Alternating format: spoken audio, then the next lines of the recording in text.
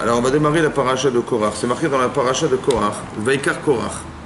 A pris Korach ben Itzhar, fils de Itzhar, ben Kehat ben Lévi, fils de Kehat et fils de Lévi, ben Datam ben Aviram, et Datam et Aviram, ben Eliav, les enfants d'Eliav, ben On ben Pelet, et On fils de Pelet, ben Reuven. Donc il a pris a priori ces gens-là autour de lui. Il va Yakumu lifnei Moshe, ils se sont tenus devant Moshe Rabbeinu. Va Anashim ibn Israël, et avec eux des hommes parmi les enfants d'Israël, Chamishum Ataim, 250 Nessi Eda, des gens qui étaient nassis, des gens des ministres de l'Assemblée, criez-moi d'An Shechem, des gens qui avaient un Shechem, des gens de renom. Donc ces gens-là, ils se sont rassemblés autour de Moshe et Aaron, Vaïkalou al Moshe et Aaron, Vaïombrou alaim, ils leur ont dit, Rav Lachem, ça suffit pour vous, qui kol haïda kolem kedoshim, toute l'Assemblée, on est des gens kedoshim, Uftocham Hashem, et Hashem réside parmi eux, Madoua titnaseu al kel Hashem. Donc pourquoi vous êtes montés, vous êtes élevés au-dessus de l'Assemblée d'Hachem. C'est-à-dire qu'ils revendiquent un droit, Korach et toute l'Assemblée, de dire, nous, on est des gens kedoshim, donc on a des pouvoirs, on a de l'argent, on a des pouvoirs, etc. Je ne comprends pas pourquoi vous avez pris, vous, les pouvoirs. Donc on demande à ce qu'il y ait égalité des pouvoirs et que chacun puisse partager les pouvoirs. Mais indirectement marqué dans la Torah, Korach, en fait, il revendique quelque chose en remettant en cause Moshe Rabbeinu. Ouais, celui, il est roi d'Israël, son frère, Kohen Gadol, ses enfants des Kohanim. Normalement, les Bechorot, les premiers-nés, c'est eux qui devaient faire la voda du Beth Amikdash. Seulement, ils ont fait le vaudor, donc on leur a retiré ce roi et on l'a donné aux Lévis. Ouais, etc., au Kohen Lévi. Donc, ils ont perdu un droit, les premiers-nés ont perdu un pouvoir. Et eux, ils revendiquent le fait que c'est pas normal, les Bechorot devraient retrouver leur pouvoir. Qui c'est qui a inventé comment vous dire, on n'a pas le droit de retrouver tous ces principes. Alors, en fait, le problème, il est comme ça. C'est-à-dire que le cours, il va être articulé sur cette base. D'un côté, on a du mal à imaginer cette forme de rébellion. Parce que, quelque part, il s'adresse à Moshe Rabbeinu, je veux dire, c'est quand même exceptionnel, un être exceptionnel. Oui, Moshe Rabbeinu qui nous amène la Torah, qui nous fait sortir d'Égypte, qui nous fait vivre dans le désert, qui fait tous ces miracles d'ouverture de la mer Rouge, c'est quand même un personnage dans la Torah qui est représentatif de la puissance d'Hachem, et représentatif d'Hachem aussi. C'est dur d'imaginer qu'on peut se rebeller contre cet homme. Et ils ne se sont pas gênés de le faire. Donc ici, il y a un principe de base qu'il faut essayer qu'on arrive à comprendre on va dire qu'on n'est pas forcément épargné parce qu'on est des tzadikim, de faire des erreurs dans sa vie. On n'est pas épargné parce qu'on est intelligent de faire des erreurs dans sa vie. On n'est pas épargné parce qu'on a de l'argent et du pouvoir qu'on peut faire des erreurs dans sa vie. Et les erreurs, elles sont marquées ici.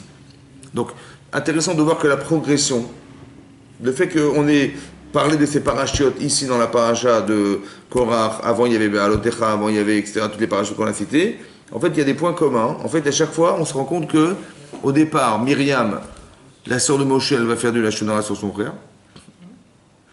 Ensuite, les Meraglim, elle va faire du Lachon Hara, on va dire de la médisance, mais les Shem Shamaïm, c'est-à-dire que madame, elle veut, Myriam, elle veut absolument aider son frère, elle découpe de son frère. Donc elle fait vraiment avec une volonté forte d'une femme qui veut aider son frère, sa belle-sœur, et voilà, mais le problème c'est qu'elle fait une Avera, la Shonara. Mais toujours, les Meraglim, les explorateurs, ils vont rentrer en Israël. Les Shem Shamaïm, ils vont dire voilà ce qu'on a vu, Chaz Shalom, il y a un danger permanent, comment vous dire, ils vont dire des choses qui sont des vérités en soi. Ça va? Mais qui vont quelque part à l'encontre d'une volonté divine.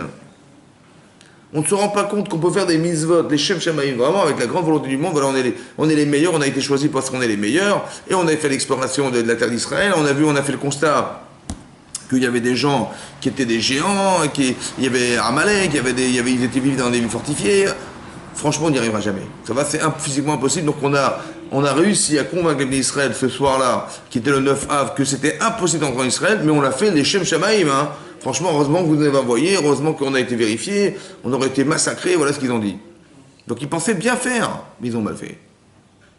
Et Korach, dernier personnage, pareil, il dit voilà, je comprends, on a des droits, pourquoi c'est vous qui êtes monté sur le pouvoir, on aurait pu très bien partager le pouvoir autrement, et on remet en cause quelque part Moshe Rabbeinu.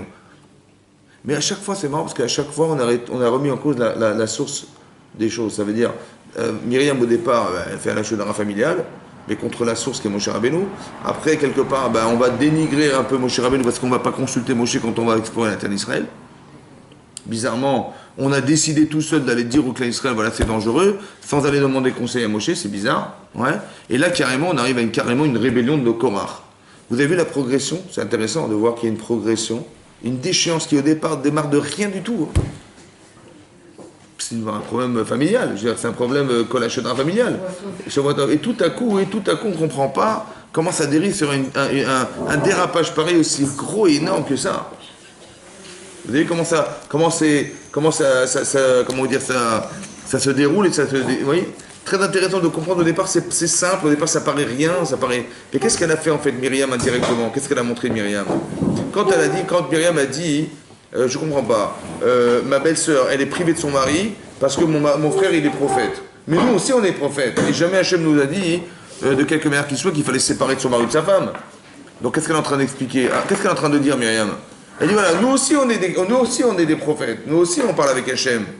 Pourquoi ma belle-sœur elle serait privée de son mari parce qu'il est prophète? C'est pas normal. Qu'est-ce qu'elle est en train de sous-entendre, Myriam? Hein? Qu'est-ce qu'elle sous-entend derrière ça? Mais si c'était vrai, Hachem il nous aurait dû nous séparer de nos maris. Qu'elle est égale de Moshe. Mais qu'est-ce qu'elle sous-entend? Si Hachem ne nous l'a pas dit, si Hachem ne nous l'a pas dit à nous, moi il m'a jamais dit Hachem, moi je suis Myriam, il m'a dit c'est par toi ton mari, t'es une grande prophétesse, c'est par ton mari, il m'a jamais dit ça. Il a jamais dit à mon frère Aaron de se séparer de sa femme. Donc qu'est-ce qu'il fait Moshe Rabbeinu? Il invente des halachot. Indirectement dit, c'est ça que ça veut dire, non? Mais ça affaiblit cet homme, ça affaiblit Moshe Rabbeinu. Quelque part il s'invente des choses. Non? Si c'était vrai qu'il fallait se séparer de sa femme, il avait raison. Mais Hachem l'aurait dit aussi à nous. Ouais. Bon, elle a fait une bêtise, pourquoi? Parce que, qu'est-ce que tu te compares à ton frère? Vous n'avez rien à voir tous les deux. Peut-être que lui en particulier c'était nécessaire, toi non. Mais non, mais après, excusez-moi, j'ai fait une erreur, j'ai fait tchouva, excusez-moi, tcharat et tout. Mais le mal est fait ou pas? Donc qu'est-ce qu'ils ont entendu les gens? Il y en a des fois, Moshe, il se gourre. Ou des fois, il fait des erreurs. Mais que c'était faux, hein. Mais qu'est-ce que les gens vont retenir? On a affaibli quelque part, Moshe Rabbeinu, c'est dingue. Et peut-être que cette perspective-là, au départ, c'est des choses bénignes dans la vie, on ne se rend pas compte du désastre que ça peut engendrer. Mais demain, les miraglim, ils vont pas aller consulter Moshe Rabbeinu. Et demain, Korach, il va se rebeller contre Moshe Rabbeinu. Parce qu'il n'a pas toujours raison. Vous avez compris? Peut-être qu'il n'a pas toujours raison. C'est-à-dire que c'est incroyable, comme au départ, c'est un problème qui est familial, et ça peut déboucher sur une chose qui est dramatique, qui est une kfira qui a vraiment renié Hachem, quoi. Parce que de renier Moshe Rabbeinu, c'est renier Hachem. Regardez comment ça se décuple incroyablement, ouais. Comme les choses au départ, elles sont finement exprimées, et comment ça peut engendrer des choses graves. Il faut faire attention, oui. Comme une fois je vous avais dit que dans la paracha de Noach, vous voyez, lorsqu'on nous dit que les petits enfants de Noach, ils ont fabriqué une tour un jour. Et ils se sont rebellés contre Hachem, ils ont cherché leur indépendance, etc. Donc qu'est-ce qu'a fait Hachem? Comme ils étaient Ava, ils s'aimaient l'un l'autre, qu'est-ce qu'il a fait Hachem? Il a cassé le système en faisant que personne ne pouvait comprendre l'autre, donc il a changé les langages. C'était simple, il a changé les langages, mais personne ne pouvait se comprendre. Maintenant, qu'est-ce qui a engendré le fait qu'il y ait une rébellion profonde contre Hachem? En faisant la tour, etc., la ville, ils avaient Safarat, un langage commun, ils avaient une idée commune. Qu'est-ce qui a fait qu'ils se sont rebellés contre Hachem? Parce qu'un jour, Adam Arishon, il a dit à Hachem que qu'est-ce qui a fait qu'il a fauté Adam Arishon? Parce que c'est la femme que tu m'as donnée, ouais, qui m'a provoqué, qui a poussé à ce que j'ai pu manger de la Tanahat. Aïcha, Asher, Natata, il m'a dit, c'est elle à cause d'elle. Et Rachid là-bas, il dit que la source du problème des petits-enfants de Noach, qui est le manque de reconnaissance du bien qu'Hachem lui a procuré une femme, ça a engendré que les petits-enfants de Noach, ils se sont rebellés contre Hachem un jour. Pourquoi? Parce que par manque de reconnaissance. Eux, c'était on va dire, ils sont nés de parents qui sont les protégés d'Hachem, entre guillemets, et les gens qui ont été sauvés du déluge. C'est quoi le réflexe normal? Le réflexe, c'est de dire, Baruch Hachem, on a survécu, on est les enfants des rescapés du déluge. Baruch Hachem. Bien sûr. Eh ben non, l'inverse. Ils vont se rebeller contre Hachem, comment c'est possible? Vous savez pourquoi? Parce qu'il manque un élément, la reconnaissance du bien. On n'est pas reconnaissant. Mais d'où ça vient ce manque de reconnaissance? Vous savez d'où ça vient? Ça vient de Adam. Un problème de couple au départ, ça peut engendrer que les Khatoucham, les petits-enfants, ils vont être Kofer Bachem. Au départ, c'est bénin. Il a dit une bêtise, il a dit c'est à cause de ma femme. Un manque de reconnaissance. ça peut engendrer un manque de reconnaissance. Ça veut dire que si je m'exprime comme ça, c'est qu'il y a un problème. Il faut comprendre que si quelqu'un n'est pas reconnaissant du bien qu'on lui procure, c'est qu'il a un problème de reconnaissance. Mais ces enfants, ils vont ressembler à ça pourquoi? Pour deux raisons, soit parce que c'est génétique, soit parce que dans mon discours, il n'y a pas de reconnaissance. Donc comment voudriez-vous que mes enfants aient des réflexes de reconnaissance? Un jour, dans une génération à venir, vous allez voir que ça va déboucher sur ça. Au début, on croit que c'est pas grave, au début, on croit. Vous avez compris? Comme elle a dit de la Shonara Myriam sur son frère, un jour, Korach, il va se rebeller contre Moshe Rabbeinu. Mais au départ, c'était rien. Petit truc familial. Et en fait, ça débouche sur des choses incroyables. Pourquoi? Parce qu'il y a quelque part une défaillance au départ. Regardez comme c'est marqué dans la paracha ici. Vaikar Korach. Il a pris Korach. Ben Itzhar, fils de Itzhar. Ben Kehat, fils de Kehat. Ben Lévi, fils de Lévi. Et Lévi, c'est le fils de qui? Yaakov, pourquoi c'est marqué Yaakov? On dit, il était fils de... Korach était fils de Itzhar, son père c'est Itzhar. Son grand-père c'était Kehat et son arrière-grand-père c'était Lévi. Incroyable, hein? Et son arrière-grand-père, Yaakov. Pourquoi on n'a pas marqué Yaakov? Il a dit qu'il ne voulait pas être associé aux querelles. D'accord. Parce que dans la paracha de Vayechi, c'est marqué là-bas, que quand il a voulu dévoiler la fin des temps à ses enfants, Yaakov Avinu, au final, qu'est-ce qu'il a dit? Il a dit autre chose. Mais il a parlé des défauts de ses enfants. Il a dit à ses enfants, il a dit notamment à Lévi et à Shimon, il a dit comme ça.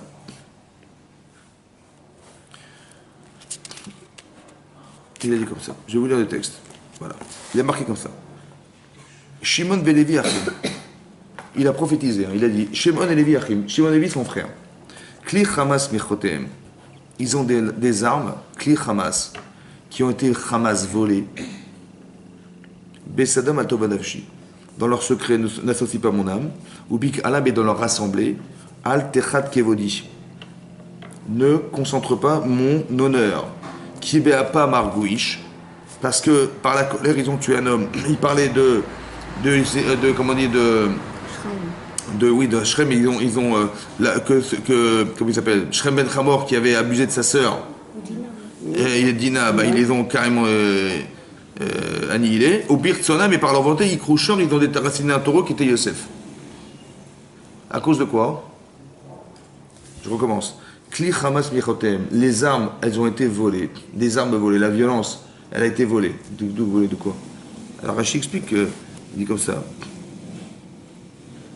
Il dit Kli Hamas Michotem, la Shon Zayan, ce sont des armes. Il dit comme ça, Kli Hamas, Umanuzo, cette manière de se comporter que vous avez eu d'avoir massacré la ville de Shrem et d'avoir voulu tuer Yosef, cette façon de faire, Retzicha Hamasu, c'est un vol.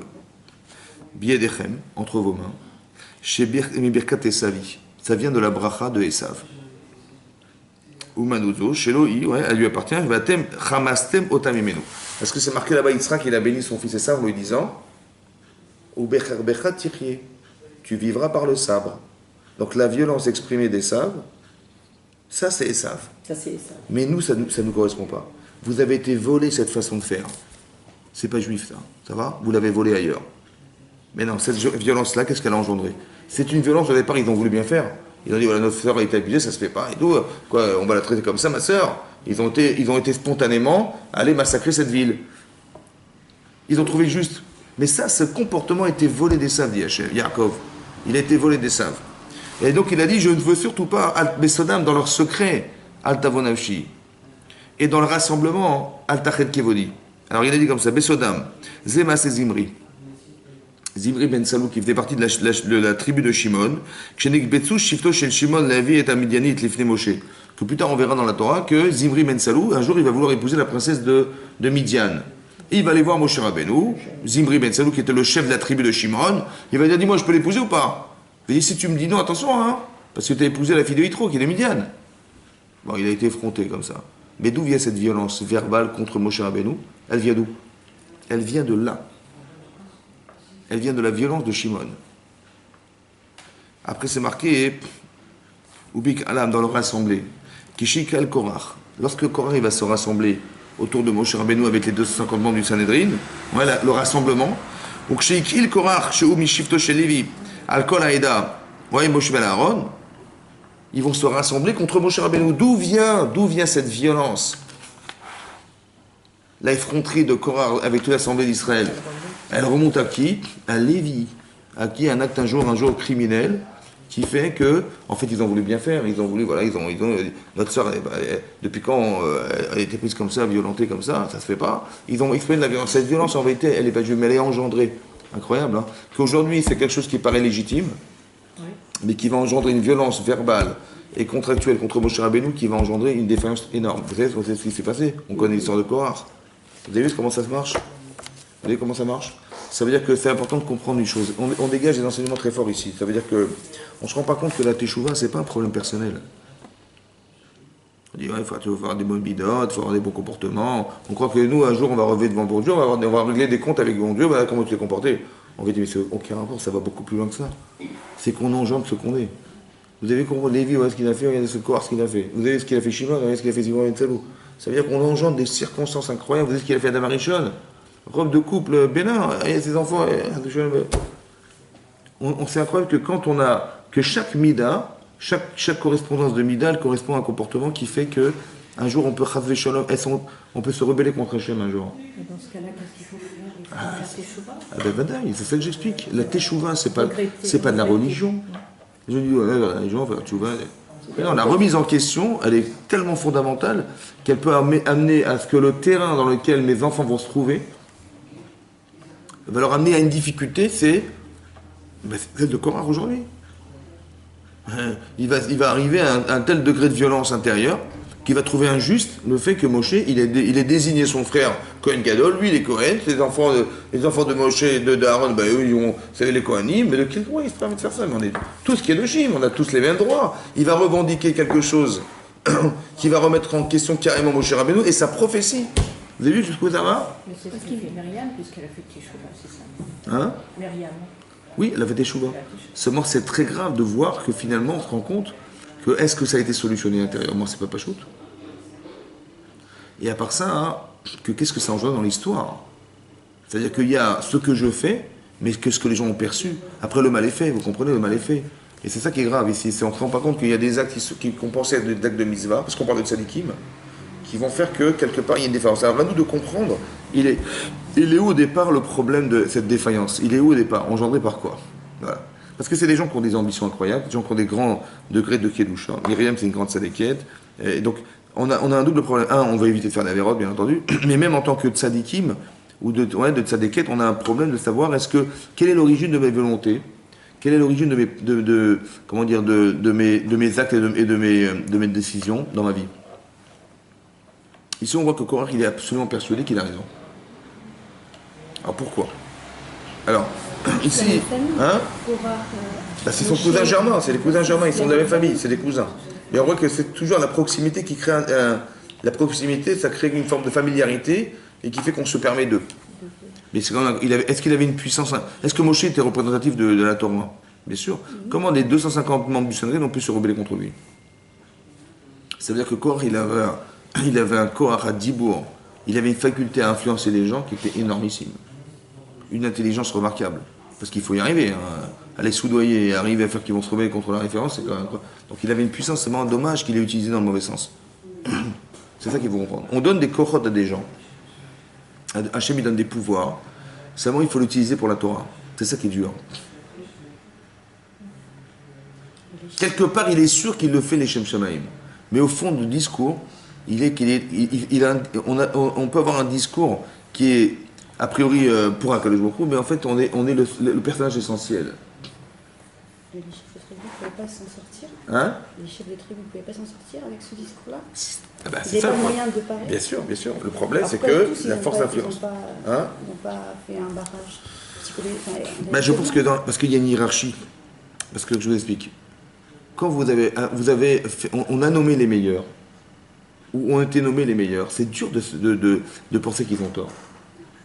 Quand on a choisi les Meraglim, par exemple les chefs de tribu, on a pris les plus grandes sédikim de la génération. Donc quand on vous les a envoyés, et ils reviennent, ils vous font un décor catastrophique, ils ont forcément raison. C'est ça le problème, qu'il y a un rapport psychologique de confiance. Oui. Je vais imaginer Wahd Shalom, Rav Yosef, vous l'envoyez faire une mission, il vous ramène, il vous dit, vous savez qu'est-ce qu'il y a? Il dit, Rav Yosef, j'ai confiance en lui, évidemment, tout ce qu'il va dire, c'est la émette. En fait, on est prisonnier de principe au départ. Oui. Mais c'est pas parce qu'on est un gadol qu'on n'a pas de Yetzirah non plus. Donc Korach, c'est pas plus Gadol que les 250? Mais Gadol, puisqu'ils ont influencé. Même dans la hiérarchie, vous savez, dans la hiérarchie des Shvatim, quand on nomme, par exemple, dans la partie de la semaine dernière, on nous nomme les chefs de tribus qui ont été... Le Ramban explique pourquoi on a nommé, pour dire que il y a une hiérarchie de tzidkout. Le plus grand tzaddik, c'était celui de Réhouven. Après Yehuda. Nachshon ben Aminadab, comment il s'appelle Caleb ben Yefoune, il est nommé en 3e. Yoshua Binoun en 5e. Ça veut dire qu'il était le 5e de la hiérarchie des tzaddikim. Il y avait des tzaddikim plus grands que lui à l'époque. Il y avait des qui sont venus. Ça veut dire qu'il faut faire attention. Ça veut dire qu'on veut nous apprendre. Il faut être... Le Yitzhara, il est d'une grande finesse. Il faut faire très attention de ne pas tomber dans des panneaux. Regardez comme c'est intéressant. C'est marqué, je vous lis le texte. Vaishlach otam Moshe b'midbar Paran. Donc Moshe les a envoyés les Meraglim depuis le désert de Paran. Alpi Hashem, selon la volonté d'Hachem, Kulam Anashim, ils étaient tous des hommes importants. Raché ben Israël à la tête du clan Israël. Vele Shemotam, voici leur nom.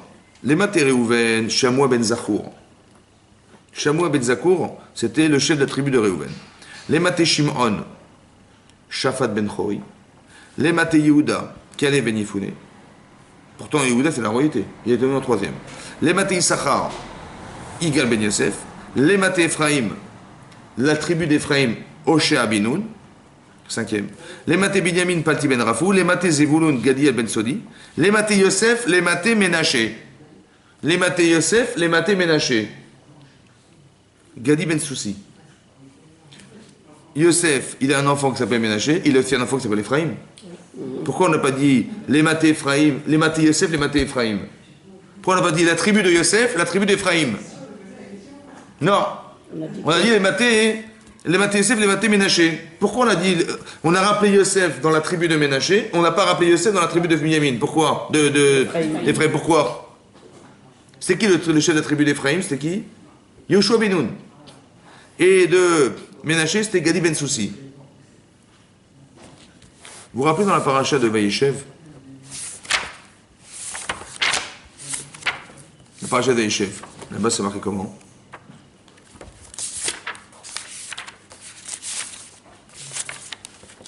C'est marqué comme ça. Que Yaakov, il avait un enfant, il s'appelait Yosef, il avait 17 ans. C'était un Nahar, et après c'est marqué Vayave Yosef et Dibatam Ra'a el Aviem. Il a rapporté Yosef, Dibatam Ra'a, des mauvaises paroles à leur père. Pour dire que tout ce qu'il voyait de mal chez ses frères, il allait raconter à son père. Il a fait de la Shonara ou pas? Il a fait de la Shonara ici ou pas? Qui c'est qui a fait de la Shonara? Tous sauf qui? Sauf Caleb ben Yefoune et Yoshua Binoun. Vous savez pourquoi on a marqué Yosef dans la tribu de Ménaché? Parce que Ménaché, il a fait comme Yosef, de la Shonara. Mais celui qui l'a pas fait, c'est Yoshua Binoun, on n'a pas marqué Yosef. C'est-à-dire qu'il a rééchappé à la Shonara de son arrière-grand-père. C'est-à-dire qu'il y a des midotes qu'on peut avoir. En vérité, on l'a fait pour le bien. Il a fait de la Shonara, mais il a été voir son père, il dit regarde tes enfants ce qu'ils font, et il a pensé et sauver ses frères, parce que lui, c'est pas à lui de faire l'éducation de ses frères, donc il a été à son corps. Mais c'est de la Shonara! C'est incroyable, hein? Vrai, même à ce niveau-là, c'est du Lachonara.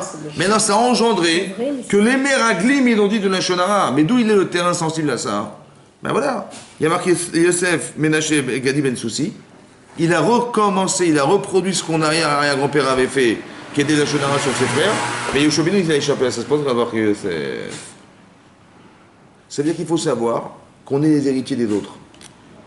Et votre comportement, il est différencié en fonction de l'héritage qu'on a eu nos grands-parents et nos parents, etc. Nous sommes la somme de quelque chose. Et peut-être que le travail que nous faisons en permanence, parce qu'on fait des mitzvot, et on évite des avérotes, etc., et on évite des comportements qui sont peut-être issus de l'enfance, mais qui sont issus de bien, bien longtemps derrière nous. Vous savez que Yoshua Binoun, il n'a pas fait de la Shonara sur la terre d'Israël. Il avait un Yitzhara ou pas? Bien sûr, puisqu'il descend de Yosef. Cette carence, elle est en lui, bien sûr. Mais il a été capable de surmonter ça. En fait, on ne sait pas, quand on a des problèmes de Yitzhara, on ne sait pas d'où ça vient. Mais ça vient de là. Hein? On n'est pas responsable. Mais, en fait, il n'y a pas de responsabilité, mais il y a quoi? Il y a un engagement. C'est-à-dire que quelque part, je suis issu de quelque chose. Mais non, qu'est-ce qui va se passer quand Yoshua Binoun ne fait pas de la Shonara? Qu'est-ce qui se passe? Lui, il n'en fait pas, mais quelque part, il sauve Yosef. Est-ce que vous comprenez ça? Oui, c'est lui, ça. Parce que la carence qu'il a eu Yosef un jour d'avoir du Lachonara, il l'a réparé. Eh ben oui. On peut réparer les fautes des ancêtres, en fait. On est issu de ça. Vous savez ce qu'on répare en fait? On répare la carence qui était celle d'Adam Rishon depuis le départ. On a tous une tendance, évidemment. Maintenant, cette tendance, en fait, il y a une tendance positive et négative. Mais la tendance négative, c'est la tendance négative qui est issue de l'origine. Donc quand on corrige personnellement cette tendance, en fait, on permet à cette partie d'Adam Rishon, à l'Ogan mais qui est la nôtre, en fait. Ça veut dire qu'on a une double responsabilité, je pense. Il y a un regard individuel, personnel sur sa vie, mais il faut savoir que globalement, on fait partie d'un ensemble. Mais qu'on est issu d'un ensemble. En même temps, on répare la faute des ancêtres, et Et la vôtre. en même temps, on propose à nos enfants un Exactement. meilleur terrain. Exactement. C'est vrai qu'il y a un terrain, vous comprenez? Il y a un terrain, c'est bizarre quand même, il y a un terrain sensible. Comme une fois, je vous avais dit, bizarrement, les enfants de Léa, ils ne supportent pas les enfants de Yaakov. Hein? C'est bizarre, non? Les enfants de Léa, ils ne supportent pas Yosef. Ah, c'est pour ça. Il va commencer à arriver, il y a une jalousie qui va être entraînée par le fait que papa il fait des différences, et ça va entraîner de la haine, et finalement ils vont le voir. Pour une histoire de kétonet passim, un petit vêtement, on va se retrouver tous en Égypte. Et Shabout Misraïm, pour une histoire de vêtements de départ. Parce que papa il a offert un vêtement qui n'était pas légitime, et ça crée de la haine, et voilà, et finalement on a voulu tuer Yosef, on l'a vendu, et on s'est tous retrouvés en Égypte. Pour une histoire de vêtements au départ. C'est exactement le même problème au départ, on ne se rend pas compte d'Itsara derrière. Mais pourquoi il y a une différenciation de comportement entre les enfants de Léa et celui de Rachel? Pourquoi?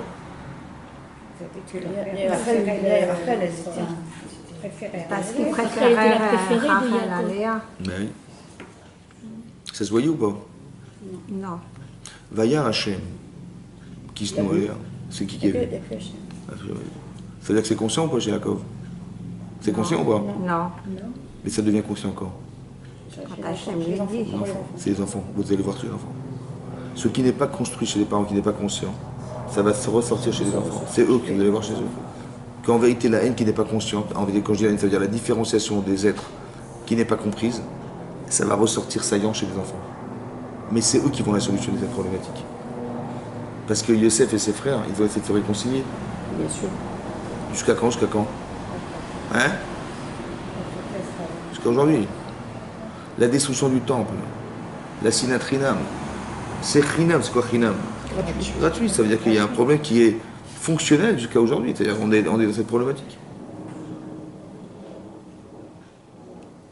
Ça veut dire qu'on doit réfléchir, d'abord personnellement, d'être des tzadikim, mais de faire attention, de savoir qu'il y a un terrain. Il y a un terrain derrière tout ça. Oui? Donc il y a une double avodat Hashem, mais il faut faire attention. Il faut savoir que le comportement que je tiens, ouais, il est issu d'un terrain dans lequel je suis placé. Et le travail que je dois faire, il est en fait, c'est motivant parce que ça veut dire que je ne me rends pas compte, mais je permets, en faisant des mitzvot, en faisant des bons choix, à mes ancêtres de les solutionner. C'est quoi la triatamétime? C'est quoi la résurrection des morts? Hein? Par exemple ici, écoutez-moi bien.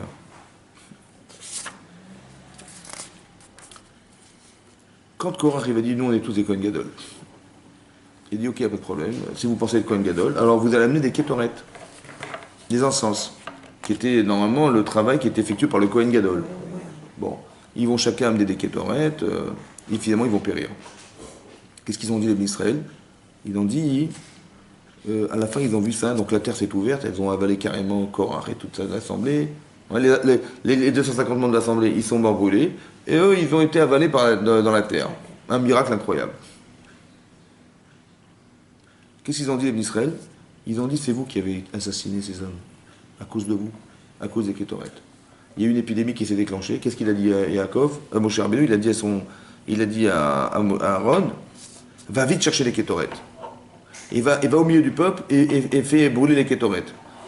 D'où il a su que les kétorettes, ça allait arrêter l'épidémie. Parce que Rashi ramène Sigmar dans Shabbat qui dit que quand Moshe est monté dans le ciel pour récupérer la Torah, Les anges ont dit, mais qu'est-ce que tu vas donner la Torah aux hommes? Maïnosh Ketiskerinu, qu'est-ce qu'ils sont les hommes pour que tu donnes la Torah? C'est trop kadosh la Torah pour eux, ils font des vérotes. Alors Hachem lui dit, il dit à Moshe, dis-leur, on donne leur une réponse. Il dit, il y a marqué dans la Torah, Anochi Hachem Lokira Sherot Setira Me'el Israël. Je suis votre Dieu qui vous a fait sortir d'Égypte. Vous êtes sortis d'Égypte, vous? Non. Marie Kabed et Abicha Vetimecha. Respecte ton père et ta mère. Vous avez un père, vous avez une mère, non. Donc vous voyez qu'il y a une lecture de la Torah qui correspond à l'homme, mais pas forcément aux anges. Ils ont accepté. Et donc ils ont donné des cadeaux. Et le Malach Hamavet, l'ange de la mort, il a dit, voilà, je vais te donner un cadeau. Si tu veux m'empêcher de tuer les gens, s'il y a une épidémie, tu fais les kétorets, ça va arrêter. Et c'est ce qu'il a fait. Pourquoi il a fait ça? Pourquoi il a fait ça? Pourquoi d'Afka l'épidémie, elle s'est arrêtée avec les kétorettes? Parce que les Israéliens ont cru que la kétorette, elle tuait les gens. Il dit, mais ça tue pas, ça les sauve. Il dit, comment c'est qu'ils sont morts?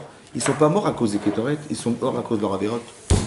Rachid amène là-bas, il dit, Achet, c'est la faute qui tue les gens, c'est pas les kétorettes. La preuve, c'est que les kétorettes, elles ont arrêté l'épidémie. La mitzvah ne peut pas te tuer, la mitzvah. Donc c'est la faute qui tue, c'est pas la faute.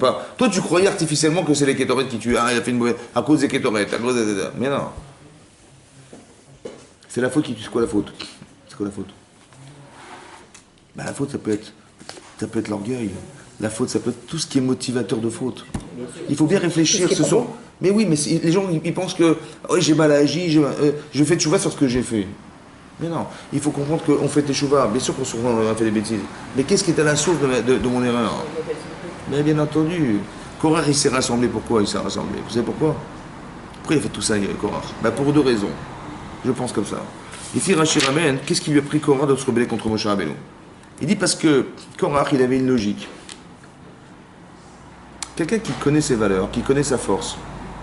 Il dit, j'ai un rôle à jouer dans Clan Israël, donc il s'attendait à ce que Moshe le nomme chef de quelque chose. Il a été nommé quoi, finalement?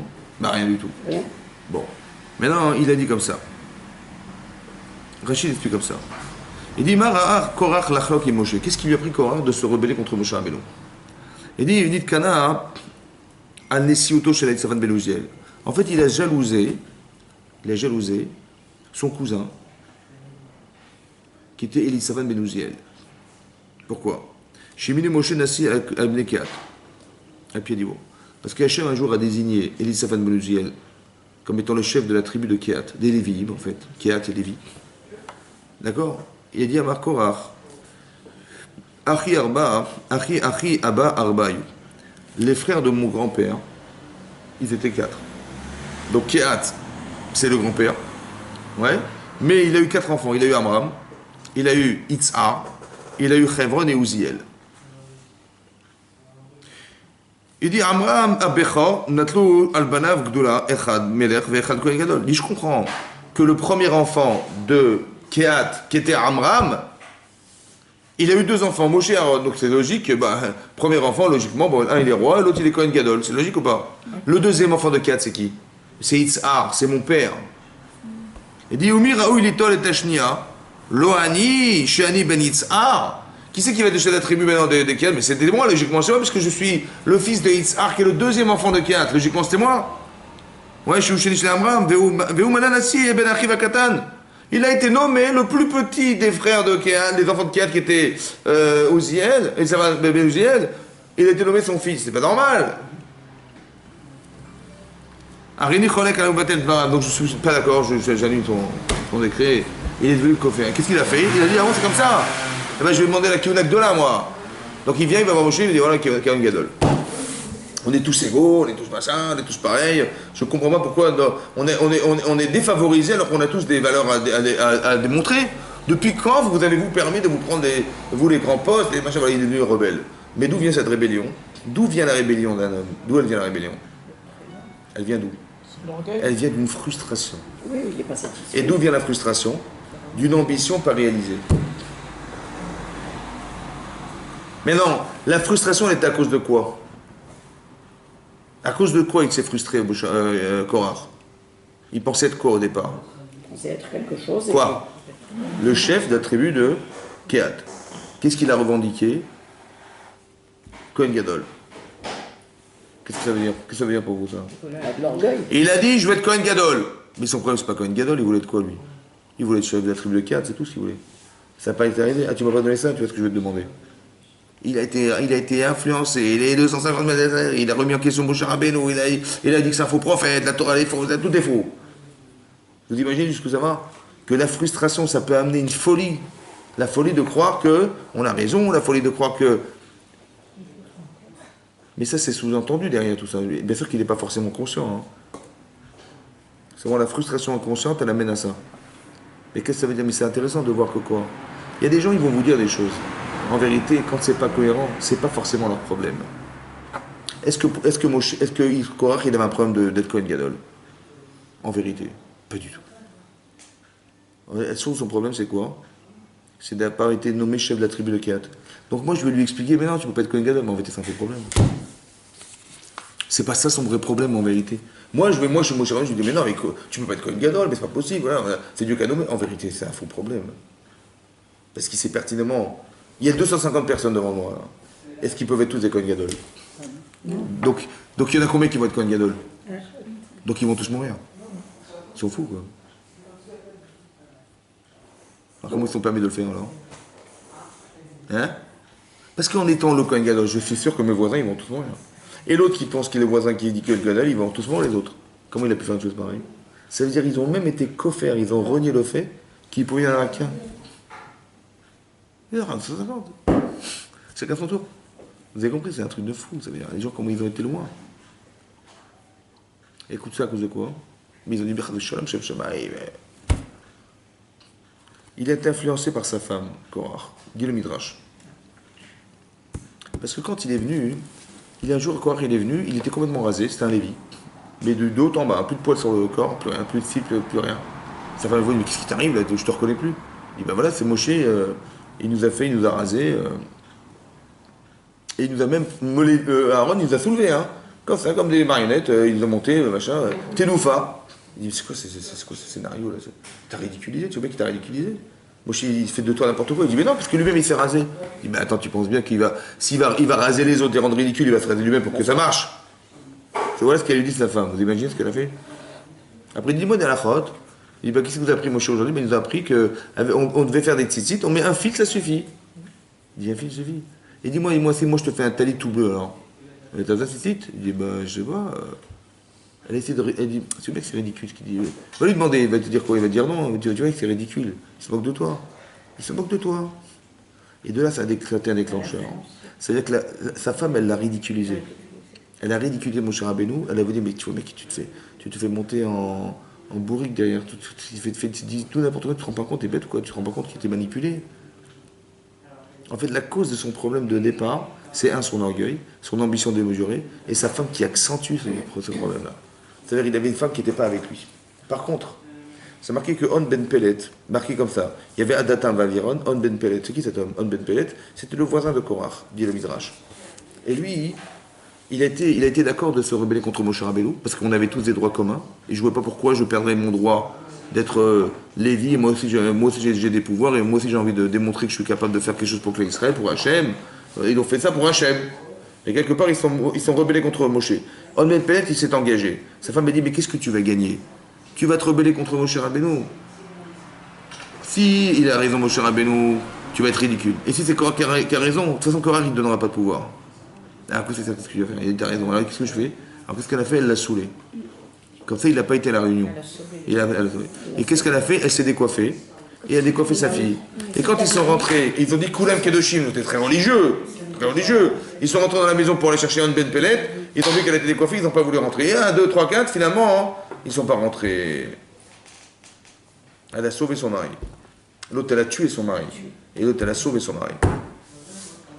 C'est qui est marqué dans Michelet que Chochmat Nashim, la Chochma des femmes, Banta Beta, elle construit une maison. Une femme, elle construit une maison. Construit ou elle détruit? Ou elle détruit la maison. C'est la femme qui est la base de tout, c'est dingue. Hein. Ici, c'est elle qui a été motivante pour dire à son mari, et donc elle a fait tout un stratagème pour lui sauver sa vie. C'est moi qui n'avais pas son nom. On dit On Ben Pellet, on dit voilà, marqué dans le Midrash, on ne sait même pas comment elle s'appelle. Pourquoi? Je pense que c'est sa discrétion. Tellement t'es discrète, même pas son nom, même pas marqué. Parce qu'elle ne fait pas pour elle en fait, elle fait pour son mari. Une femme, elle doit sauver son mari. Elle doit aider son mari, non pas comme l'autre qui dit mais non mais t'as des valeurs, on t'a pris ta place, Vous avez compris? C'est quoi la différence entre ces deux femmes, en fait? Il y en a une qui a- Bien sûr qu'elle savait que son mari, il avait des valeurs. Il avait une intelligence, une pellette. Sa femme, elle lui a sauvé sa vie. Et l'autre, elle l'a tué carrément. En lui disant, mais toi, mais tu mérites mieux que ça. Son ambition à elle. L'orgueil, Ouais, mais c'est marrant comment ça marche. Son ambition à elle, elle voulait Hein être aussi femme d'eux.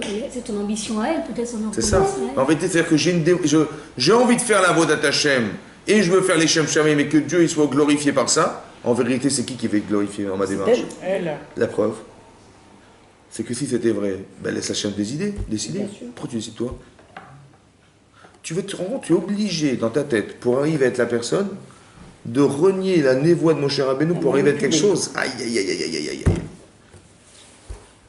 Quand on voit que nos attitudes, je suis obligé de détruire pour exister, c'est que j'ai un problème. Oula. Alors que moi je pense que non, mais non, mais je fais tout pour Hachem, la gloire d'Hachem, le banana, la vodat Hachem. En fait, je me rends pas compte, je suis en train de détruire autour de moi pour exister, pour faire que. Mais en vérité, c'est qui doit exister là-dedans? C'est Hachem. Si Hachem il a décidé, c'est lui qui choisira, c'est pas moi, j'ai pas à choisir. Moi je fais de mon mieux, après c'est Hachem qui décidera. Si je vois que ça marche, ben, c'est qu'Hachem il est d'accord avec mon projet, sinon ben, j'arrive. Mais non, on va casser les murs, on va détruire les gens autour de nous. Vous avez vu? C'est les midotes en fait, on voit que c'est les midotes. C'est quoi les midotes? Ça veut dire, qu'est-ce qui domine en fait? C'est quoi l'intelligence? C'est d'empêcher ces mauvaises midotes d'agir. C'est ça qui est dingue. Parce que derrière tout ça, il y a un filtre. Vous avez un cerveau, ça va? Il dit, mais j'ai décidé. Voilà, moi j'ai décidé que mon mari, il va être le Kohen Gadol. J'ai décidé, je vais le pousser, machin, j'ai décidé. J'ai dit, qui c'est qui a décidé? Ben, c'est moi. Je dis, non, c'est pas toi. C'est qui a décidé? C'est qui décide? Non, j'ai décidé que mon mari, il va être Kohen Gadol. J'ai dit, mais c'est qui a décidé? C'est moi? En vérité, tu t'es trompé, c'est pas toi. C'est qui? C'est ton Yetzer Hara, qui a utilisé ton intelligence pour arriver à ses fins. C'est pas toi, hein. Tu crois que c'est toi? Tu dis, j'ai voulu, j'ai décidé, j'ai compris, t'as rien compris du tout. En vérité, si tu vois que derrière, c'est pas logique. Pourquoi on apprend la Torah? À quoi ça sert? Pour avoir des références, savoir si c'est moi ou si c'est Hachem. La Torah, c'est Hachem. Donc quand je fais des choses, c'est Hachem qui parle ou c'est moi qui parle? J'en sais rien, moi. C'est Mais je- Hachem toujours. Mais non, parce que quand elle, c'était Hachem, ça. Non, c'est le Yetzer Hara. Ah. Quand est-ce qu'on va savoir si c'est là? Ils ont fait Shem Shamaï. Myriam, elle a dit, mais Chazé Shalom, mais Shem Shamaï, moi je vais sauver le couple de mon frère, je vais sauver ma belle-sœur. Mais si tu te rends même pas compte, c'est même pas toi. D'où je sais? Parce qu'Hachem il a dit, mais pourquoi vous n'avez pas eu peur de dire? Si c'était pour moi, alors vous auriez eu peur de dire, attends, peut-être que c'est pas la volonté d'Hachem, j'ai peur, je représente Hachem. Je fais des bisous, mais je représente Hachem. Est-ce que je le représente bien? J'ai peur de dire. Attends, je vais vérifier, attends, j'ai peur, je vais vérifier. Non, madame, elle vérifie pas. Pourquoi t'as pas eu peur de dire? Il faut que tu réfléchisses. Quand tu fais une avodat Hachem, c'est pas ton service, c'est au service de quelque chose. Oui, mais Myriam, On n'est pas au service de soi. Bah, on est Parce que- toujours au service d'Hachem. de toute Mais oui, façon. mais le problème, mais elle aussi, elle croyait ça. Elle a dit, mais tu rigoles, mais tu te rends compte. Mais jusqu'à quand tu vas te bouger? Jusqu'à quand tu vas. Elle le pousse en pensant qu'elle va bien faire, elle va bien faire, mais elle s'est bourrée parce que quelque part, elle est obligée de détruire pour faire vivre son mari, c'est pas normal. Mais c'est l'orgueil qui prend le dessus. L'orgueil, là. Vous avez compris, c'est très intéressant de voir que quoi? Que mon cerveau, il est au service de mes midotes. Pas l'inverse. Faire attention à ça. Que mon cerveau, il est au service de mes midotes. C'est mes midotes qui contrôlent, en fait. Moi, je crois que c'était moi qui pensais, c'est moi. En vérité, c'est mes midotes qui influencent pour moi. Quand j'ai des bonnes midotes, je peux imaginer que j'ai bien pensé. Mais quand j'ai des mauvaises midotes, je peux tout transformer intellectuellement. Toutes les erreurs qui ont été faites ici, elles ont été faites malheureusement par des interprétations. J'ai cru que mon frère, il était comme moi. J'ai cru que j'avais bien fait d'aller dire aux Bnei Israël que c'était dangereux. J'ai cru bien faire que de dire qu'il fallait un jour, il fallait qu'on soit tous égaux. Je suis désolé, on a tous écouté la même parole d'Hachem, on est tous égaux. Je ne vois pas pourquoi Moshe Rabbeinu et son frère, ils ont pris les pouvoirs alors qu'on est tous égaux. Vous avez compris? J'ai cru qu'on était quelque chose. J'ai cru que machin. Quand je dis je crois, en vérité, il faut faire très attention. Parce que quand tu penses je crois, il y a un inconnu. Qui c'est qui t'a donné la réponse? C'est toi ou c'est Yetzer Hara? Ah, il faut faire gaffe. Je croyais bien faire. Je croyais. Faites attention. Parce que dès qu'il y a une bulle, il faut la remplir. Hein. Ah, qui c'est qui l'a remplie derrière?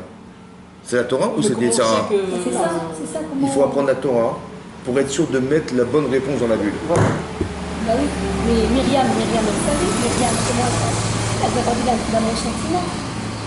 Même elle a cru bien faire, d'accord. Elle a très bien Mais fait. bien sûr, mais est-ce qu'il y a une inconnue derrière, c'est laquelle?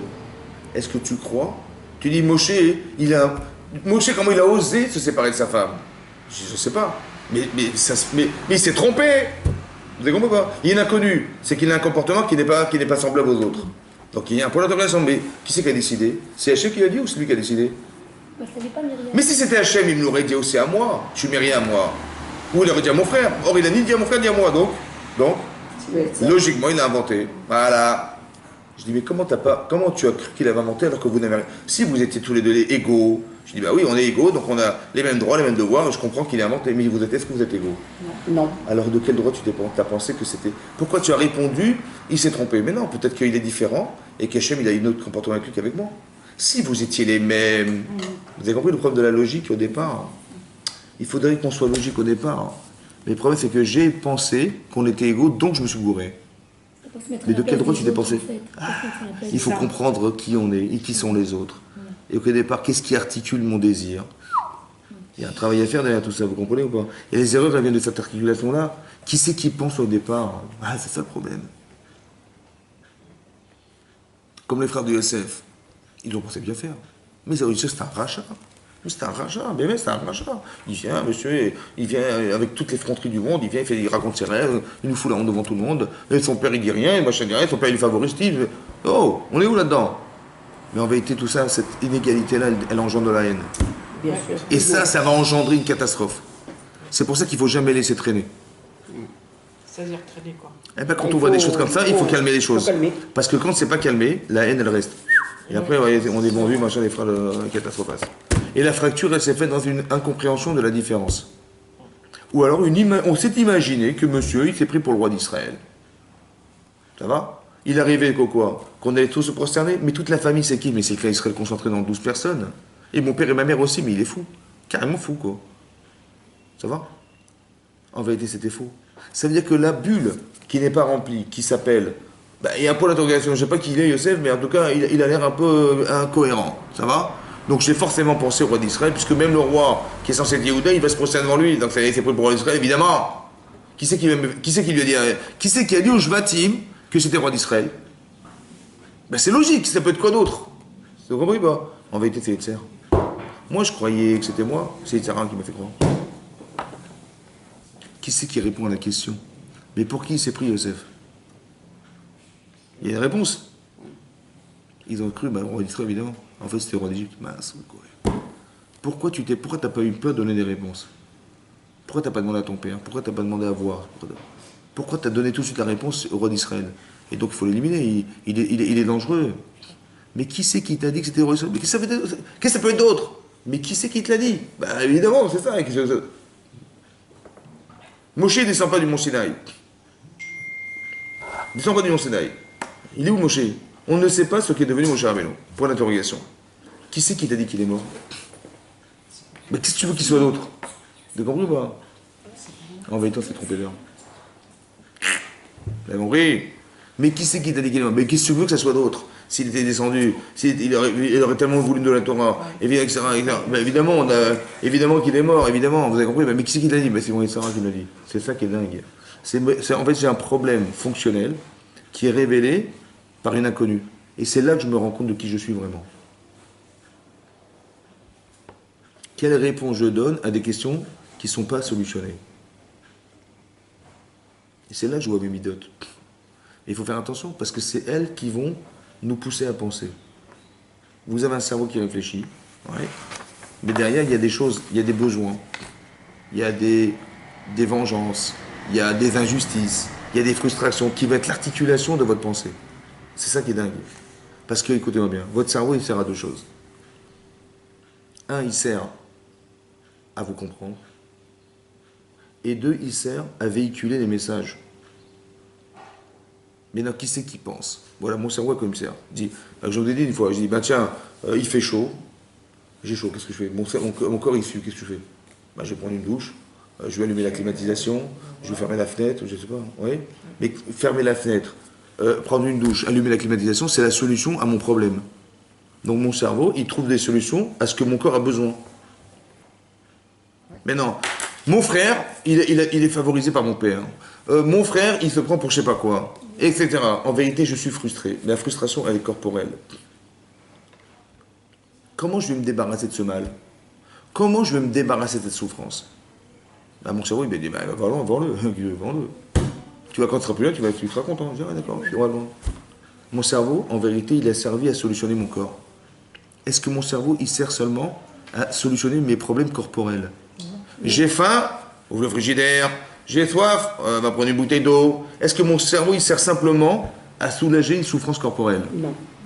À quoi il sert mon cerveau aussi? À quoi il me sert mon cerveau? À quoi? Penser des choses. Ben voilà, j'ai réfléchi, j'ai faim, bah, va ouvrir le frigidaire. J'ai soif, bah, va prendre une bouteille d'eau. Voilà, j'ai réfléchi. J'ai réfléchi. À quoi il me sert mon cerveau? Aussi. Il me sert à savoir, est-ce que ce que tu as besoin, c'est juste ou c'est faux? Ah ouais. J'ai besoin, je souffre que mon frère il a pris la place de Yehuda, machin, il va détruire. Je souffre du frère que ma belle-sœur, elle s'est séparée de son mari. C'est une souffrance. Bah, je suis partenaire de sa souffrance.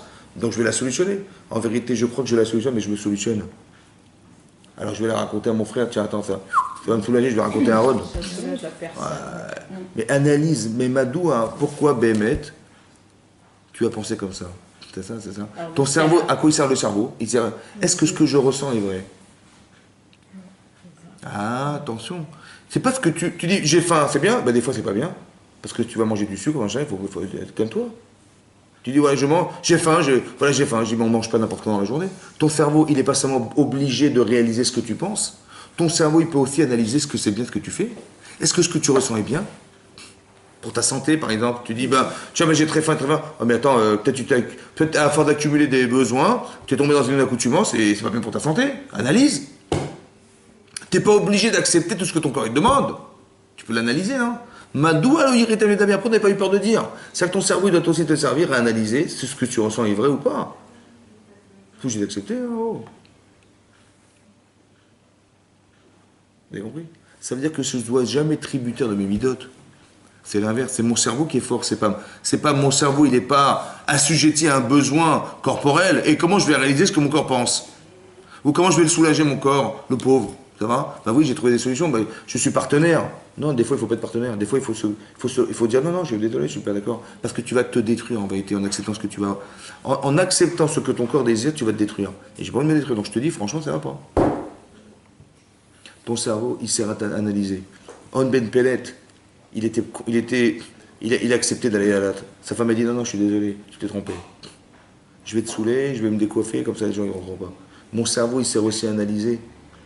Qu'est-ce que tu vas gagner? Tu vas avec mon cher Rabbeinu, d'accord? Demain, Korah, il va peut-être prendre le pouvoir. Et si tu vas avec Korah, peut-être qu'il ne va même pas te donner de pouvoir.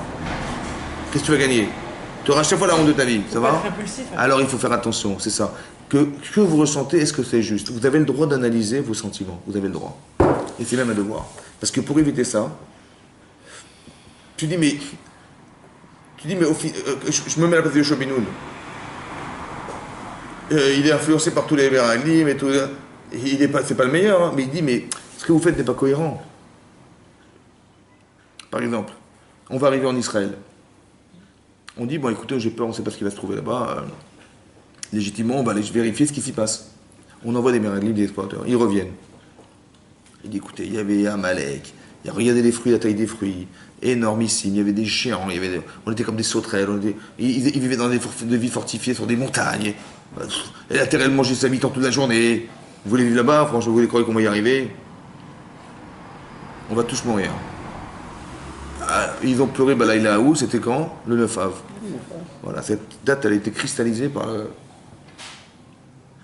J'ai dit, attends, t'as raison, ça paraît impossible. Mais pourquoi tu réfléchis pas? Tu dis pas, attends, je comprends pas, mais Dieu, il sait bien qu'on peut pas se battre contre des géants. Oui, non. Donc pourquoi il nous a dit de rentrer? Ben, il veut qu'on meure tous. Ah bon? Tu dis, mais qu'est-ce qu'il pense Dieu? Ben, je sais pas, en tout cas, mais on va tous mourir. Hein. Donc Dieu, il est fou, il va te tuer, quoi. Ben oui, parce que tu ne vas pas battre contre des gens, évidemment, c'est pas possible. Il sait bien qu'Hachem, qu'une sauterelle, elle ne peut pas battre un homme. Donc si tu es une sauterelle, tu ne pourrais jamais battre ce qui est en Israël, c'est impossible. Tu dis, donc on va tous mourir. Donc on pleure parce qu'on est foutu, quoi. Mais pourquoi tu penses que tu es foutu? puisque Hachem, il sait pertinemment que tu ne pourras pas, pourquoi ton cerveau, il n'analyse pas ce que tu ressens? Tu as peur. Alors tu dis, attends, ma peur, elle vient de quoi? Du fait qu'on est incapable de se battre contre des gens, évidemment. Non, j'ai peur. Je dis, mais Dieu, alors Dieu, il t'a envoyé là-bas, il t'a dit, vas-y, Dieu, il est incohérent, il sait bien que tu n'es pas capable. C'est un manque de confiance alors. Non, de réflexion. Au départ, je suis tributaire de mes émotions, donc je ne peux plus réfléchir. Donc je ne peux même pas me rendre compte que je vais dire une bêtise. Donc Dieu t'a dit, vas-y, tu vas voir là-bas, toi, tes enfants, vous allez disparaître. Ah bon, c'est ça qu'il voulait Hachem? Tout ça pour arriver au moment là-bas. Il dit non, en vérité Hachem, il va nous démontrer qu'il est là avec nous, mais à 100%, puisqu'on n'est pas incapable de se battre, donc c'est lui qui va faire la guerre. Seulement que nous, on y aille et que c'est lui qui fera la guerre, évidemment. Mais quelles sont les bases de ta pensée? Comment tu articules? À quoi il sert ton cerveau? Est-ce qu'il sert simplement à constater une émotion forte qui va t'envahir et que tu ne vas plus pouvoir t'en sortir? Ou bien est-ce que ce que je ressens est vrai? Tu as le droit de penser quand même, non? Tu dis voilà, les éléments sont présents, ou je suis emballé parce que je ressens, et instantanément je dis bah oui. Il y a une inconnue, mais pourquoi tu as répondu toi? Je dis mais moi je pense. Mais laisse parler Hachem, laisse parler à Torah. C'est quoi il va dire mais dis ce que tu penses, comme la femme dit mais tu vas pas te laisser faire, attends, il te rend compte, Moshe Rabbeinu il te rase, il te balance comme ça, t'es un pantin, t'es ridicule, etc., vous avez compris? L'insolence et la laïdsanout, comment dire, la moquerie, ce sont des paramètres qui sont déformateurs. Tu utilises ton intelligence au détriment de ce qui te construit. Oui. Pardon, est-ce que le manque de Emouna, c'est pas aussi... C'est quoi l'Emouna? C'est la capacité au départ d'avoir des paramètres et d'utiliser son cerveau pour les utiliser. C'est ça l'Emouna Hachem. Parce qu'ils avaient de l'Emouna Hachem aussi. Seulement ils sont fait avoir. Donc qu'est-ce qui leur manquait? La capacité de construire des paramètres forts et intellectuellement les utiliser contre ce qui est... Ils ont dit, les Meraglim, ils ont dit, c'est une terre retraite de Juvéa, machin, il ne faut pas rentrer, il vaut mieux rester en désert. Mais ils se sont... Moi j'entends ça, je dis mais c'est quand même incroyable, je réfléchis, je me dis, il est en train de me dire l'inverse de ce que Hachem a dit. Dieu me dit rentre, Dieu me dit rentre pas. Je comprends pas alors, j'écoute qui alors? T'as Hachem d'un côté, t'as les Meraglim de l'autre, t'écoutes qui toi? Eh ben on a écouté les Meraglim. Il faut qu'on arrive à se détacher de ces midotes. On va dire, on va utiliser nos midotes dans le sens de la voie d'Hachem, mais jamais contre Hachem. C'est ça le problème. Très important qu'on sache mesurer ça. Ouais. Donc on va aider le chinour de nos enfants, ou bien soi-même de s'éduquer soi-même, c'est d'apprendre à réfléchir et ne pas être tributaire de tout ce qu'on ressent, et de dire, je ressens ça, donc je souffre, donc je vais faire ça. Attends, il y a un inconnu derrière, essaie d'analyser les choses avant, réfléchis avant d'agir. Réfléchis avant d'agir. C'est pas que tu ressens des choses et la solution c'est forcément ce qui va te soulager. Pas forcément. Pas forcément.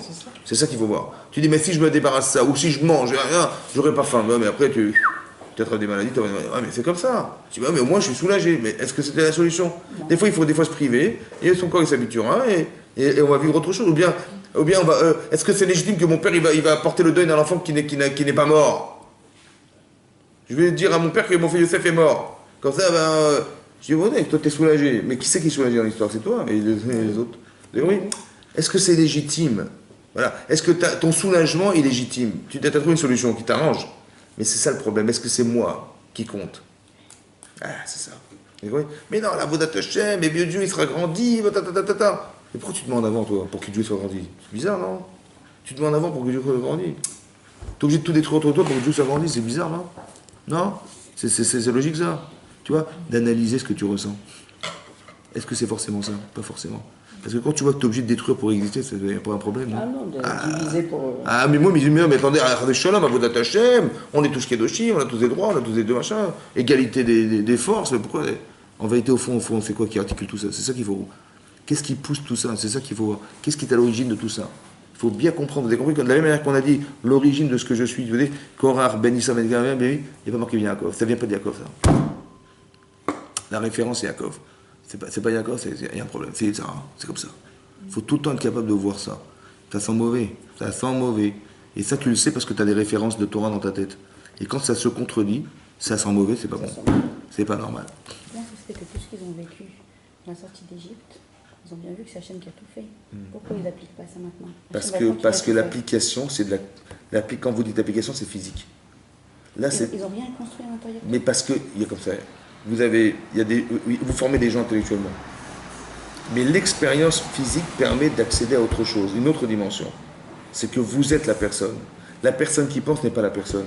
C'est la personne qui agit qui est la personne pensante. Si vous n'avez pas expérimenté ça, vous n'êtes pas la personne. Vous avez vu? Par exemple, on a vu des miracles incroyables. Est-ce qu'il y a un miracle, ça les a sauvés? Pas du tout. Donc, toute la sortie d'Égypte. Ça a permis de consolider des choses qui, dans les actes, vont permettre d'arriver à quelque chose. Il fallait rentrer dans la mer, il fallait rentrer en Israël, il fallait faire quelque chose. Mais ce que vous pensez ne suffit pas. C'est parce que vous avez vu des miracles incroyables que vous êtes la personne. Dieu, il fait des miracles, mais vous avez été vous n'avez pas été acteur, vous avez été la personne qui avait vu. Mais de voir, ça ne suffit pas. De voir, c'est de savoir.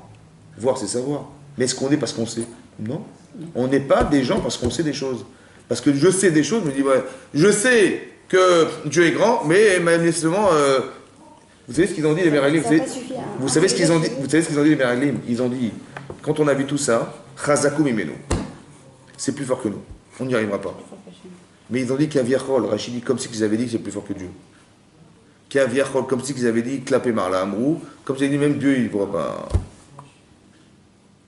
C'est logique ou pas? C'est logique. Ce qu'ils ont vu, c'est logique. Mais même pas ça. Qui c'est qui a créé les géants? Énormément de choses. Qui c'est qui a créé les géants? Qui c'est qui a créé les géants? Donc Hachem, il va être victime de ce qu'il a créé. Ah bon, ça va? Paro était plus fort que ces gens-là. Hein? Paro était plus fort que ces gens-là. Que qui? Que les géants. Non, la Gemara, c'est marqué qu'il y avait 31 rois dans la région. Il y avait un roi, là-bas il y avait Ils 31. sont plus impressionnés que Paro. Ouais. Ils ont Mais dit non. de leurs sentiments. Attendez 2 minutes. Comment ils ont pu dire Hadvé Shalom plus fort qu'Hachem? C'est pas logique. Donc ne cherchez pas des raisons logiques. Cherchez des raisons. C'est un manque de construction. Attendez, écoutez bien. C'est ça la émotionnelle, écoutez bien. En vérité, je vous dis à vous, Dieu est grand ou pas? Bon, si demain Hachem il vous dit vous allez rentrer en Israël, mais il faut se battre contre des gens, vous êtes des sauterelles. Vous y allez ou pas? Non, Vous y allez ou pas? Si on y mais va, bien sûr, oui, parce qu'on a vécu. On a j'y vécu des vais, choses On dit impressionnantes. ça, mais Vous y allez ou pas? on y va. Ça dépend ce qu'on a vécu. Vous y allez intellectuellement, mais physiquement. Vous allez voir des géants, la tête, ils ont dit, on a vu leur tête, elle atteignit le ciel. Ils ont dit, ouais, ils ont crié, on a peur. vous avez, mais bien sûr que vous avez peur. Mais si vous avez peur, ça veut dire quoi? Si vous avez peur, ça veut dire quoi? Pas confiance. On a Ça veut dire que Kaviachol, Dieu ne peut pas vous aider. Donc vous avez intellectuellement une volonté de croire en Dieu, mais est-ce que votre corps y suit? Non, il ne suit pas. C'est ça le problème. Donc qu'est-ce qu'il faut faire? Il faut arriver à ce que vos corps, il adhère à ce que vous pensez. C'est autre chose ça. Donc vous pouvez être des grands intellectuels, mais il faut sauter en parachute. C'est l'acte, c'est différent. Mais bien sûr, parce que l'implication du corps n'a rien à voir avec votre cerveau. C'est votre corps qui veut pas, c'est pas votre tête qui veut pas. La manière, c'est votre corps qui a faim. C'est pas votre cerveau qui a faim. Donc vous avez compris qu'il faut bien distinguer les deux ou pas? C'est pas parce que tu as vu des miracles incroyables que tu es la personne qui a vu. Parce que celle qui voit maintenant est impliquée. Et attends, il faut. T'as vu des sauts en parachute, c'est magnifique. Alors vas-y, saute. Attends, oh là là, faut pas mélanger. Allô, Yannou. C'est pas pareil, vous avez vu, dès l'instant où on s'implique, la Emunat Hashem, c'est pas seulement de savoir. D'accord, mais Hachem attendait qu'ils réussissent quand même. Parce qu'il fallait avoir le courage de ses idéaux. Ouais, c'est ça qui est dur. Tu dis, ok, c'est ça, donc si Dieu m'a dit, j'ai confiance en lui, j'y vais, je fonce. Mais pas du mais le problème, c'est mon corps. Mais c'est sûr que je suis cohérent dans ma démarche, c'est-à-dire, je vais dire à mon corps, écoute, c'est sûr que tu vas gagner. Je dis, mais comment ça je vais gagner? Il y a des géants. Il dit, écoute-moi bien, c'est logique que tu vas gagner. C'est pourquoi? Parce que Dieu, il n'est pas fou de t'envoyer là-bas. S'il va t'envoyer là-bas, c'est sûr qu'il va faire la guerre pour toi, évidemment, parce que tu n'es pas fait pour la gagner toi. Je dis, ah d'accord, ouais, on y va. C'est comme il aurait fallu réfléchir à soulager mon corps. Tous les chefs de tribu, ils n'étaient pas à la hauteur. C'est ça le problème. Il y avait des négiotes. Les partis pris, je ne suis pas intéressé à soulager mon corps. Je ne suis pas intéressé. Vous savez ce que dit le Midrash? Il dit comme ça, eux ils savaient que Moshe n'allait pas entrer en Israël. Ça va? Donc c'est qui va entrer? Yoshua Binoun. Oui. Oui, non. Qui c'est qui va être le nouveau chef? Moshe Rabbeinu, je sais qu'il m'a nommé chef de tribu dans le désert. Mais Yoshua, j'en sais rien. Et je crois qu'il vaut mieux qu'on reste dans le désert. Ça veut dire un truc de malade. Inconsciemment, j'ai pas intérêt. Je sais, j'ai des certitudes, j'en ai moins sur Yoshua Binoun. Le doute, en fait que je vais essayer de m'arranger, je veux m'harceler, machin, pour arriver à rester dans mon pouvoir. Mais les chefs en vérité, au fond, j'ai pas envie de perdre. Mais c'est ça le problème. Il y a une question qui est posée, il n'y a pas de réponse donnée. Sur la non-réponse donnée, je m'invente des films. Moshe Rabbeinu, il m'a nommé chef de tribu dans le désert, je sais sûr. Mais Korah, Yoshua Binoun, on va rentrer en Israël, je ne sais pas ce que je vais devenir là-bas. Je ne sais pas ce que je vais dire. Peut-être qu'il ne va pas me nommer. Dans le doute, je préfère être dans le désert. Vous avez compris ce que je veux dire? Mais c'est inconscient dans la personne, ça. Parce qu'on cherche toujours le centre d'intérêt, c'est soi. Mon cerveau, il cherche à soulager mon corps. Alors qu'en vérité, il ne faut pas qu'il cherche, il cherche à exercer quelque chose, qui est la volonté d'Hachem. C'est ça qui est dur, c'est ça qui est dur à la volonté d'Hachem. C'est qu'on doit toujours avoir la perspective de dire que mon cerveau, il me sert à faire de moi quelqu'un qui est dans la volonté d'Hachem et pas dans la volonté de moi. Mon cerveau ne cherche pas à soulager mon corps, il cherche à savoir ce que mon corps ressent, c'est vrai ou pas. Si c'est vrai, j'y vais. Vrai en fonction de la volonté d'Hachem. Si c'est faux, je laisse tomber. On le voit dans la santé. Bien sûr. Eh ben, c'est pareil dans le spirituel, c'est au d'abord, c'est pareil. Quand je bois la santé, je fais attention à moi. Dans la santé, je dis pas je mange pas n'importe quoi, je bois pas n'importe quoi, je fais pas n'importe quoi. Oui. Tu comprends dans la santé, mais il y a forcément dans le spirituel, évidemment. Évidemment. Des fois, ton corps il dit des choses, mais tu n'es pas obligé d'accepter. Vous avez compris? Razak ou? Merci Malou, beaucoup. Toda Rabba. Avec plaisir.